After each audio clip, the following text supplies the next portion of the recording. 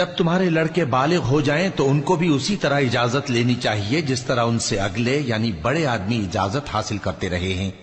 اس طرح اللہ تم سے اپنی آیتیں کھول کھول کر بیان فرماتا ہے، اور اللہ جاننے والا ہے، حکمت والا ہے۔ اور بڑی عمر کی عورتیں جن کو نکاح کی توقع نہیں رہی اور وہ زائد کپڑے اتار کر سر ننگا کر لیا کریں تو ان پر کچھ گناہ نہیں، بشرطے کہ اپنی زینت کی چیزیں نہ ظاہر کریں،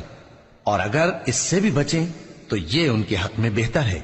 اور اللہ سنتا ہے، جانتا ہے۔ نہ تو اندھے پر کچھ گناہ ہے اور نہ لنگڑے پر اور نہ بیمار پر اور نہ خود تم پر کہ اپنے گھروں سے کھانا کھاؤ، یا اپنے باپ دادا کے گھروں سے، یا اپنی ماؤں کے گھروں سے، یا بھائیوں کے گھروں سے، یا اپنی بہنوں کے گھروں سے، یا اپنے چچاؤں کے گھروں سے، یا اپنی پھوپھیوں کے گھروں سے، یا اپنے ماموں کے گھروں سے، یا اپنی خالاؤں کے گھروں سے، یا اس گھر سے جس کی کنجیاں تمہارے ہاتھ میں ہوں، یا اپنے دوستوں کے گھروں سے۔ اور اس کا بھی تم پر کچھ گناہ نہیں کہ سب مل کر کھانا کھاؤ یا جدا جدا۔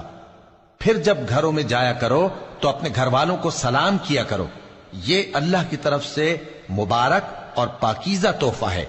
اس طرح اللہ اپنی آیتیں کھول کھول کر بیان فرماتا ہے تاکہ تم سمجھو۔ مومن تو وہ ہیں جو اللہ پر اور اس کے رسول پر ایمان لائے، اور جب کبھی ایسے کام کے لیے جو جمع ہو کر کرنے کا ہو پیغمبر کے پاس جمع ہوں تو ان سے اجازت لیے بغیر چلے نہیں جاتے۔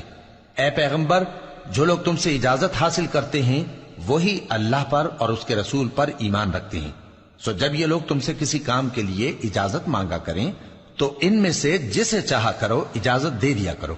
اور ان کے لیے اللہ سے بخشش مانگا کرو، کچھ شک نہیں کہ اللہ بخشنے والا ہے، مہربان ہے۔ مومنو، پیغمبر کے پکارنے کو ایسا خیال نہ کرنا جیسا تم آپس میں ایک دوسرے کو پکارتے ہو، بے شک اللہ کو وہ لوگ معلوم ہیں جو تم میں سے آنکھ بچا کر کھسک جاتے ہیں۔ تو جو لوگ ان کے حکم کی مخالفت کرتے ہیں ان کو ڈرنا چاہیے کہ ایسا نہ ہو کہ ان پر کوئی آفت پڑ جائے یا تکلیف دینے والا عذاب نازل ہو۔ دیکھو، جو کچھ آسمانوں اور زمین میں ہے سب اللہ ہی کا ہے، جس طریق پر تم ہو وہ اسے جانتا ہے، اور جس روز لوگ اس کی طرف لوٹائے جائیں گے تو جو عمل وہ کرتے رہے وہ ان کو بتا دے گا، اور اللہ ہر چیز سے واقف ہے۔